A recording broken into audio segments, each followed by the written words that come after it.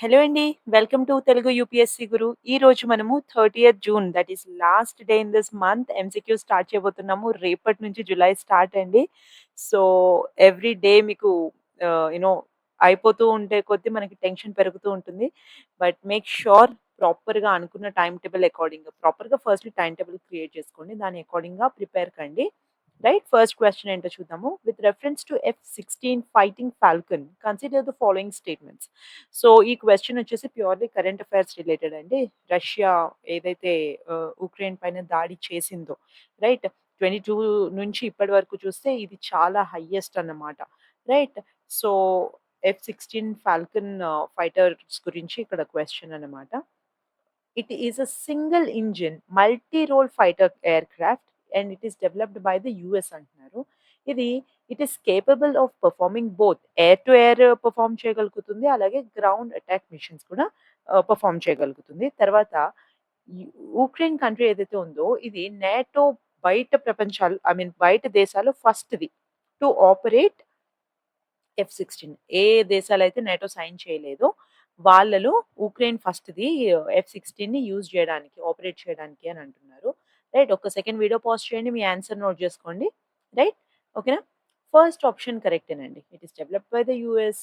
Okay. ఇది single engine multi role fighter aircraft అండి. తర్వాత ఇది 2 ఎయిర్ టు ఎయిర్ కాంబాట్ చేయగలుగుతుంది. అలాగే గ్రౌండ్ అటాక్స్ కూడా చేయగలుగుతుందనమాట. తర్వాత Ukraine is not the first country అండి. రైట్. దీనికన్నా ముందు పాకిస్తాన్, ఇజ్రాయెల్, ఈజిప్ట్ ఇవి కూడా యూజ్ చేశాయన్నమాట F-16ని. ఓకే. సో, థర్డ్ వన్ ఒకటే incorrect. 1 and 2 are the right answers. Next క్వెషన్‌కెళ్దాం. With reference to artificial rain that is cloud seeding consider the following statements. Artificial rain గురించి అడుగుతున్నారు. సో, దీని గురించి 3 విషయాలు ఇచ్చారు. ఇది కరెంట్ అఫైర్స్ పార్టే చాలా ఇంపార్టెంట్ అండి. Okay. So, silver iodide and sodium chloride are commonly used agents in the process of cloud seeding అంటున్నారు. రైట్. సో, క్లౌడ్ సీడింగ్‌లో కామన్‌గా యూజ్ చేస్తున్న ఏజెంట్స్ ఏమంటున్నారు? Silver iodide and sodium chloride. ఈ క్లౌడ్ సీడింగ్ ఓన్లీ మాన్సూన్ మంత్స్‌లో conduct చేయగలుగుతాము. When natural rainfall already అక్కర్ అవుతుండగా ఆ టైంలో మాత్రమే క్లౌడ్ సీడింగ్‌ని మనము కండక్ట్ చేయగలుగుతాము అంటున్నారు. ఓకే. థర్డ్ చూడండి. ఇది ఓన్లీ అగ్రికల్చర్ పర్పసెస్‌కి యూజ్ చేయొచ్చు. కానీ పొల్యూషన్ కంట్రోల్‌కి యూజ్ చేయలేము అంటున్నారు. రైట్. ఒక్క సెకండ్ వీడియో పాజ్ చేయండి. మీ ఆన్సర్ ఇవ్వండి. ఓకే. ఇప్పుడు థర్డ్ పాయింట్ ఒకటి ఆలోచించండి ఒకసారి. ఇక్కడ మనకి ఇప్పుడు ఢిల్లీలో ఇది ఇంప్లిమెంట్ చేద్దాము అని ప్లాన్‌లో ఉన్నారండి. అక్కడ పొల్యూషన్ కంట్రోల్ కదండీ మనకి యాక్చువల్‌గా చూస్తే concept. So, it's not for pollution control అంటే అసలది కానే కాదు. So, third one is wrong. Right. Second one first one చూడండి. Silver iodide, sodium chloride and potassium iodide ఈ 3 కూడా కామన్‌గా యూజ్ చేసే ఏజెంట్స్ అండి మనకి. రైట్. సో, ఈ 3 కూడా silver iodide, potassium iodide and sodium chloride ఇవి కామన్‌గా యూజ్ చేసే ఆహ్, క్లౌడ్ సీడింగ్ ఏజెంట్స్ అన్నమాట. తర్వాత సెకండ్ స్టేట్మెంట్ చూడండి.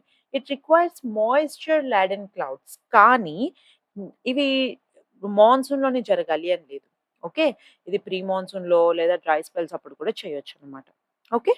సో, తర్వాత ఆల్రెడీ థర్డ్ వన్ డిస్కస్ చేసుకున్నాం కదా! ఇట్స్ ఆల్రెడీ ఇన్‌కరెక్ట్ అండి. So, first one is the only correct statement. A is the right answer. Okay. So, next question.